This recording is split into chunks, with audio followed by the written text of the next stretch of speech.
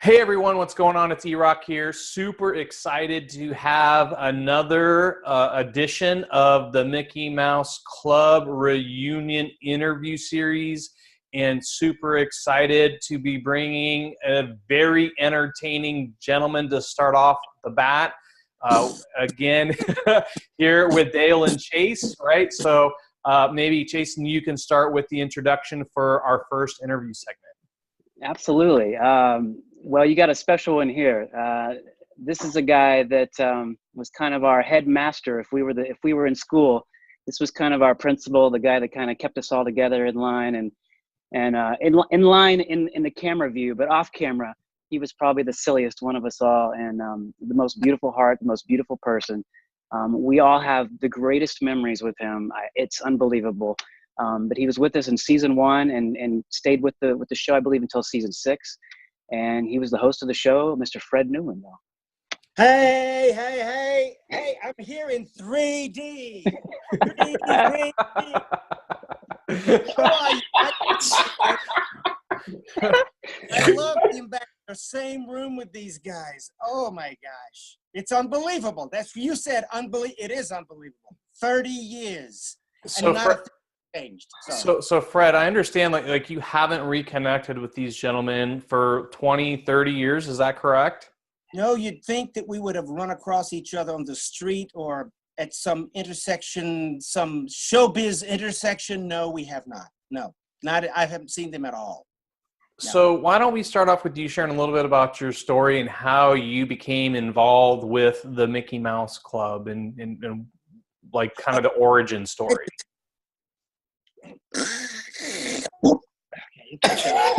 There is.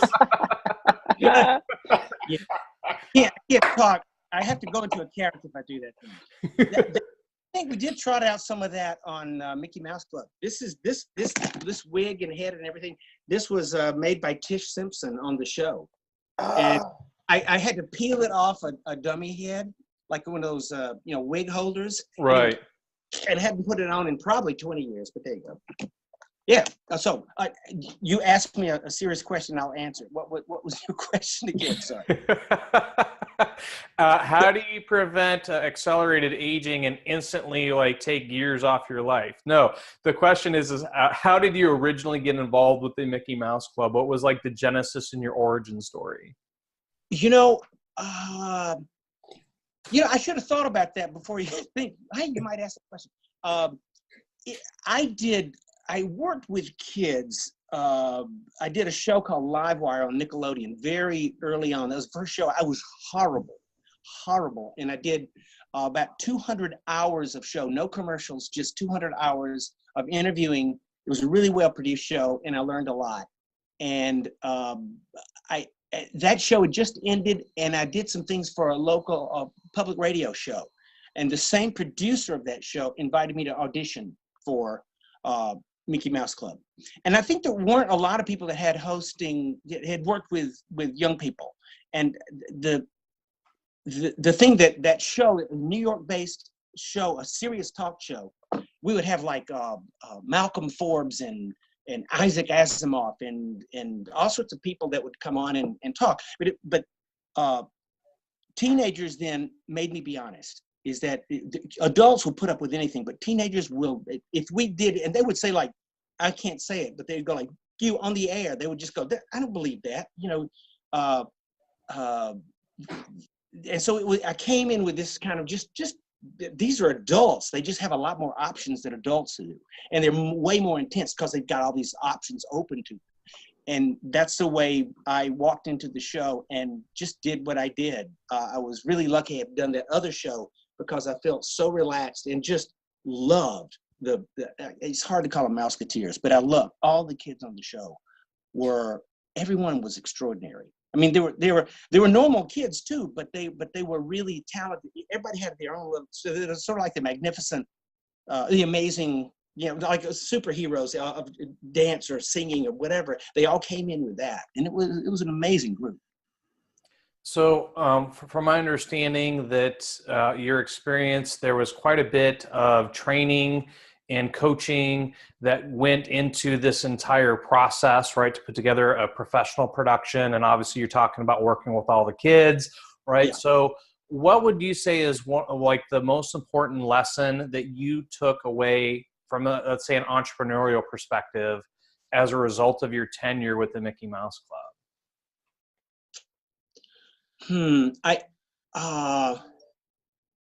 I think it was really about listening. I mean, just learning to. They all had literally and figurative different voices, came from different areas, and some were like really stable homes, some were not so stable homes. They all came in to work with those people where you couldn't coast. You had to bring your A game just a simple rehearsal or a read through, because these kids are like so intense. I was like the weird uncle, and nothing will make you feel older or younger at the same time as working with teenagers. I do an impression. I probably shouldn't do this. No, please do. Okay.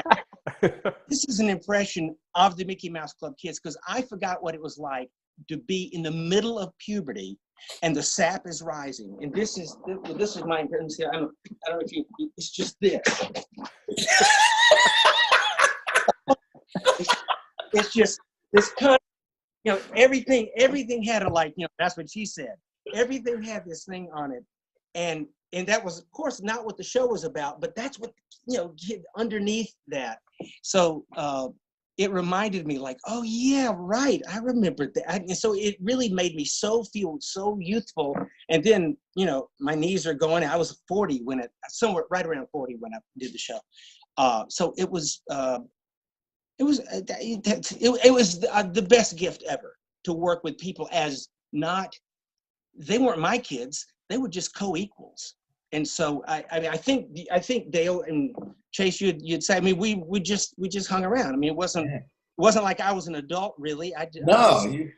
We just hung. It was great. So Fred, share with us like what your experience there led to today. Like, what are you currently doing, like career-wise, professionally, in as of right now? Well, I think that was such a heavily produced show, and beautifully produced. I mean, huge staff, like 150 people made that show. To do a live daily variety show, no one had ever done that. And why it was really expensive and really difficult to do was this huge, it was an army that would be marshaled to do music videos, and that's doing for 2 weeks out, and then they were doing sketches tomorrow, and this got to shoot it all today. And so it's just a crazy show. What it made me do is pull back, and I wanted to do live work, to pull the cameras away. And I moved more towards live performing my own, just sort of lectures and comedy, and my own performing a lot of characters, a lot of writing. But I did after that. While I was on Mickey Mouse Club, I did Doug, the series Doug on Nickelodeon. That was me. I did with Dan Sawyer, who I met there. He was the musical director of the show, and he did all the music for the videos and all that. Amazing guy, and we just got along really well. We started working together and doing cartoon series, composing together, and then I did a Prairie Home Companion. It was a live 2-hour show for about 17 years with Garrison Keillor, and then moved over with Chris Thiele, and it's still on the show. I left there in October of this past year. But I did maybe 2.5 years with him, but did 17 years, I think, with Garrison, live every Saturday night. And that, to do a live show, comedy, voices, sounds, it's an amazing thing to have an audience react to you like that. And Mickey Mouse Club was in fact done before a live show, but much more produced. I'm dyslexic and an odd child, and the older I got, the more I realized I tapped into my 10-year-old, and and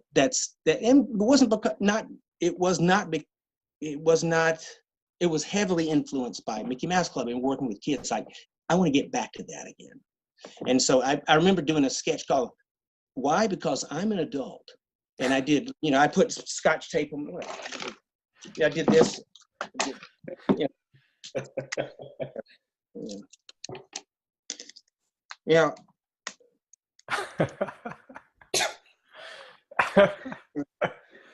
Yeah.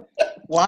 I'm an adult, you know, and I remember doing that, and that's where I wanted to go. I just wanted to play, and I did that with more with my career. I may have, or I worked a little bit more, did some more. I did actually. Doug, Disney was bought Doug, and the series went Saturday morning. We did a whole nother series after the whole Nickelodeon version. But anyway, so I think it had a big influence on me, a big, what would you call it, an inflection point in my career because of the kids, the power of those kids. So obviously, having gone through the Disney experience, the Mickey Mouse Club journey, and then your continuation as an entertainer and let's call you an entrepreneur, right, a performer for the entirety of your career. I have a multi-$100 corporation called Talking Dog Productions. I'm sorry, can you repeat that one more time? Multi-$100 corporation called Talking Dog Productions. And Okay. But that is the entrepreneur part. I want to think that that is career. I'm me, but that's career, and that was a corporation. Yeah. Okay, got it. Yeah. I was just clarifying the multi, and I couldn't quite make that word out. So, so in today's age of like social media, technology, right? Like you've gone through, the spectrum of saying that. What would your advice be to an entrepreneur on what would be one tip that you would give them to be successful in today's modern age of tech and social media? Because of where we are with all this, then this past couple of years have been so, being dyslexic, I'm very easily distracted. I had to get off all social media. I just had to strip that out. The one rule that I took I went to business school at one point, years before, and you asked what I did earlier. I worked with Newsweek magazine, right from business school, Newsweek magazine, and I worked there 2 years, did a little stand-up on the side, and while I was doing stand-up, I realized that I did these voices and sound. Hey, hi, I'm baby Elizabeth. I did this. People said, how'd you do that? How do you make that sound? And I did a book about that. This actually relates, and I've gotten off the topic. What was that? Oh, what I'd learned from business school that I took with me was 20% of the best corporations in America spent 20% of their profits on R&D, research and development. So I did that 1 day a week, the equivalent of 1 day a week. I worked on things that I wasn't going to get paid for. Even if I was working on Mickey Mouse Club, I spent the equivalent of several hours a day. It could be reading, could be learning something, a banjo song, but doing something that's research. And so when somebody says, can you? And I go, yeah, I got it right here. Boom. And that saved me. In this meet, especially now with new media, and things are changing daily, as we know. And that spending time just noodling, that's not wasted time. Just spend time thinking about stuff and just enjoy following whatever that little voice inside. Just try that. And that will end up leading you, and you'll have the answer to the future if you do that. If you're just chasing it all the time, you can't. You just react. Wow, that's very, very, very insightful. Oh, wow, I didn't mean to be insightful. I'm sorry. And entertaining. No. Maybe you didn't mean to do that either. That is what I learned from business school that I pulled through. And you mentioned entrepreneur. I guess that's the entrepreneurial part. I haven't been fascinated with the financial part of it, but it is with the ideation part of it. And that part of it, I spend now probably an hour a day. I'm doing a lot of painting now, but also painting on pads, touch pads, and using all this technology. And all this came out of just noodling a while ago. And I can do this, and I can try this. And that's my time where ideas hit, because I'm not thinking about it. If I sit down and just try to do it, I can't muscle it out. But I allow my mind to it's meditation really. But that's part of my R&D. Well, awesome. Well, having talked about the fact at the beginning of today of that you haven't connected with these gentlemen and maybe there's other Mickey Mouse Club members you have connected with over the years, but obviously we have the Mickey Mouse Reunion Club reunion event coming up here. And what made it a priority for you that you wanted to participate? What are you most excited about? And then what would you tell someone who might be watching this video or reading something about this interview about why they might want to make it a point to attend the reunion event as well? You know, I've always gone back to high school reunions or tried to at college or any kind of reunions because to go back and reconnect to a former self, and it's particularly like going back and watching or reading a book again as you read as a kid. To read To Kill a Mockingbird as an adult is a totally different book. To see a movie you saw as a kid as an adult is totally different. Even more so when there are people that I loved on that show that I haven't. And when Chase, what happened? And when Chase called me up and I heard his voice, I went, "I got it." That just hearing that was like it all came back. And I think if you watch the show and these kids affected you and the show affected you at that really prime age, you know, sort of 9 to 15, if you're right in that age, which is that's the inflection point right there. At that point, then you need to be a part of this because you will see yourself. It'll remind you what you were like back then. It's really hard to remember that. But with these people that captured my imagination, I'm guessing a lot of viewers too. I think so what I'd like to ask is kind of like an official like last question, and then I have a couple others to follow. But if there was one person, obviously you've connected with probably some very successful, famous people, you know, during your career, but outside the realm of Walt Disney and the Mickey Mouse Club, who's the one person that you would like to meet someday that's still here with us?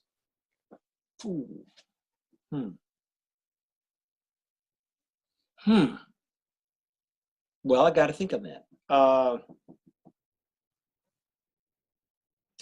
That's still here with us.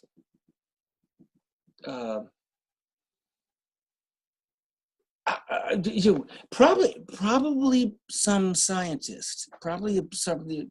I've never met Neil deGrasse Tyson. I would like to meet him. But it's got to be more like take a walk. You know, I got to just have a rambling conversation. I'm working on some kids' books about quantum theory, quantum work, and that's where I've been doing performances with orchestras, where I tell a story and do the sounds with the orchestra. But some of the music I've composed, of the others is not. But and I'm trying to do that about the universe. That's the first thing that comes to mind. If you ask me in 10 minutes, something else would come. There's some great artists I'd like to meet. Certainly their performance there that I admire. I wish I had a definitive answer. No, I think the Neil deGrasse Tyson's a great example, and like you never know, maybe he's going to be a Mickey Mouse fan and he finds out about this, and who knows? Like that's the great thing about, you know, the internet and social media, and you just never know. So yeah,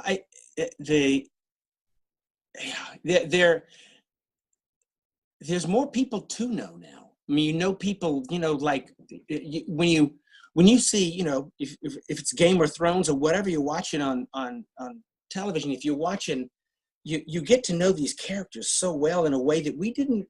You know, 2 hours in a movie is not the same. And I think when you have a series, like you'd see these kids day in and day out doing different things, you really got to know them. And that's a rare thing to do. I would say, you know, there are a lot of kids. I just can't wait to see them, because I can't imagine where they are now. And it's just going to be so exciting to see. So now that we kind of got through, like, what do we call our standard questions, I'm just curious to know, what's your favorite sound that you make? Favorite sound. I actually, I can't really say that on a G-rated thing. There's a This sound. is like hey, like Well, this is a. This is like, but we can make this a part of the behind the scenes. Well, you know the. I'm just I can freshen it up a little bit. There are things that in New York City people talk to the movie theater. I mean, they talk in like the Poltergeist. Don't open that door. In a sense of the word, B, don't open that door, B. There's all this stuff. There was this Sharon Stone in Basic Instinct. Yep. Sound effect that I just did in the theater live. That was live, and it perfectly matched. And how I did it, the whole it just looked like it went off the air right there. But it was the best sound effect. Actually, I tell you the best one that was ever requested was Garrison told me at this, I think Guy Noir are going to a chiropractor today. And I don't have one here. Let me see. Oh, it's not going to work. So I knew he was going to have a spinal adjustment. And this is on radio. He goes in and Garrison describes, he says, the chiropractor put his hand over my shoulder and reached around to my side. And then he took my neck and twisted it, and I had to have a sound effect. And I took a water bottle, one of those ribbed water bottles, and I put it in a terry cloth thing. And I can't do it. It's not going to sound like it, but it was perfect on the air. And the whole audience, I knew it was perfect because they all went, oh! They twisted it, and they all went, oh! The whole did that. That's why you like live, because you can do sound effects and you can cut and paste and shift and take them up and down octaves. But to do something live like that, where you just hit the sound of your back being cracked, that was probably musical things too. I like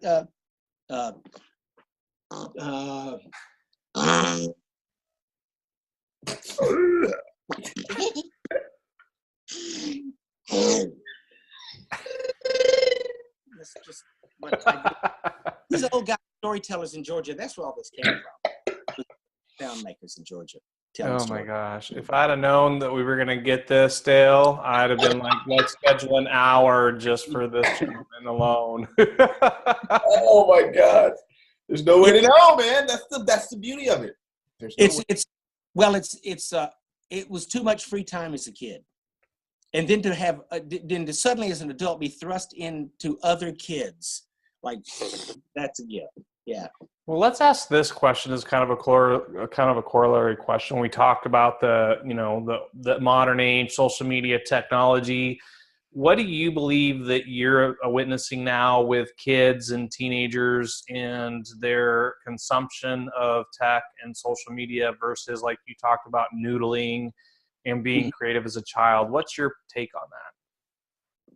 Well, I've got a book coming out about the anthropology of sound, and as I look, the definition of what humans were when we came along was that they're the tool makers. Now we know that crows use tools, certainly monkeys and a lot of different animals. Ants actually use tools. We're the storytellers, and what's happened is I think storytelling has gotten really fragmented. And very, following tweets of some gentleman on, in our government, just like on Daily, where he's controlling the stories and the way they're told and going to interrupt, and that it makes everybody really fragmented and jittery. And I think to be a young person coming of age with the storytelling, isn't these long stories. We now, as an antidote to that, we have stories that last over 6 years. There'll be seasons and seasons of these things, which is a whole different way. We still need to tell stories, but I think controlling the stories, and there's no one really controlling, and Russians hacking this stuff, all this stuff. What is the truth? What stories it really isn't about the truth. It's about the essence of the truth. It's not about facts. So I think I think these are dangerous times and very difficult to be a young person trying to get a foothold on how this reality works. Like when what is truth is like, truthiness is, as Steve Colbert says, is just up for grabs now. And stories were the way we told our truths. I mean, religion is just stories, and we're fighting religion. We're fighting over stories all over the place, all over the globe now. I don't really have the answer, except when you start getting jittery, pull back from that really momentary. It started happening with video games, and that chasing those guys. I mean, these guys were really into video games as a way to relax, but that's when no one you control the story as opposed to the story washing over you, and we passed on our culture that way. But once that started breaking up and then fragmenting, was faster and faster, faster. I don't know. All bets are off. Well, I'm curious. So Dale, and Chase, I'm curious. What was like your favorite memory or experience that you had with this illustrious gentleman? Oh my God, it's infinite. Because we were there every day, all the time. The schedule was grueling for a child, because we had to add in the 3 hours of school every day as well. So just in what you've experienced in this short time with him, and just he takes you out of your where you're at in that moment. He kind of takes you to another place, and he helped us get through a lot of times when we were just overstressed, and we were perform because we were doing a job. We were not only there for the cameras, but we were there for the tour as well. We were watched at all times. It was crazy. Yeah. So just having him there and putting his arm around us, and occasionally you'd hear him over there in the corner teaching Lindsay how to go, or I mean, we were like, how do we do it? How do we do it? Give me the book. I mean, we loved this guy unbelievably. He was very much our mentor during that whole experience. It was incredible. I mean, we had skits. Beaver Diner was one of my favorites. It's like, hey, we're at Beaver Diner. I mean, we started screwing around, putting our lip like that, and before you knew it, we had a whole skit wrapped around it, and it was called Beaver Diner. And then all of a sudden, there were all these other diners that happened. Everything was a great experience with him, and growing up in that theme park with somebody like Fred. I mean, who could imagine? Yeah, and I'm sure Dale has. Yeah, I'll add to that. Almost everything I learned about being a professional creator, which, as you've heard Fred talk about throughout much of what he's talked about, being open to the inspiration and then channeling that into something that is presentable for the audience. It requires an amount of freedom, yet control. It's almost like controlled chaos. And everything that I've used since that time period stemmed from watching him do all of that. And then when you say action, execution, and inspiration, and ad-libbing, and taking the words and making them come alive. I used to study him. He probably didn't know this, but sometimes I'd just be watching him over the corner going over his lines, watching him come up with these out-of-the-box crazy ideas.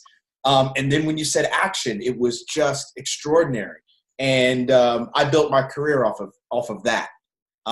So inspiration, education, mentorship, timing. Jason, all of that. Comic timing. I mean, it was an incredible time for sure. I'm so touched. I would say the same back to you guys. I learned way more from you guys.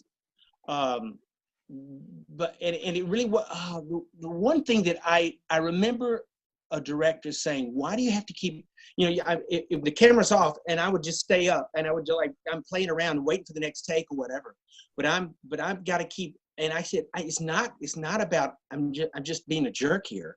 He said, I got to keep the energy up. When you go 3, 2, 1, I got to be up. I can't, start from zero. I got to keep this. And so I watched you guys do that too. And I learned from you too, because you guys would stay so that it was all the same. What I wanted to get as a performer is that what the way I was as a person was exactly off camera as it was on camera.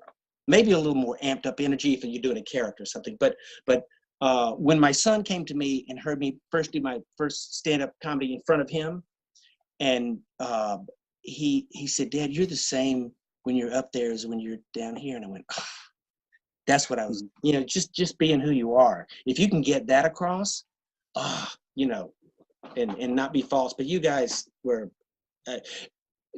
well, I could tell stories about you guys too, but I don't want to go and take more time than I. But thank you. Those were lovely, very touched, very touched. Oh. Well, awesome. So Hugging you. I'd be hugging you were I not 4,000. Soon enough.